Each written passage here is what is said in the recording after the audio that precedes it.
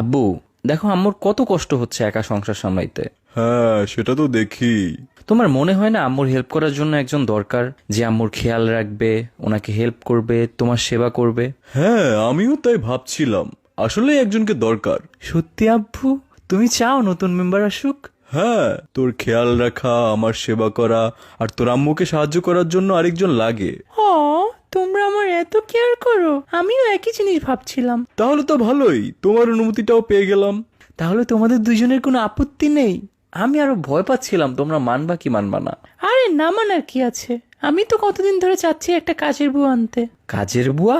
হ্যাঁ, কাজের বুয়া। আমি বিয়ে করে নতুন বউ আনার কথা বলতেছিলাম। পিটাইয়া নতুন বউ বের করবো আসছে। ওয়েট, রাফেজের আব্বু, তুমি নতুন কাকে আনার কথা বলতেছিলা?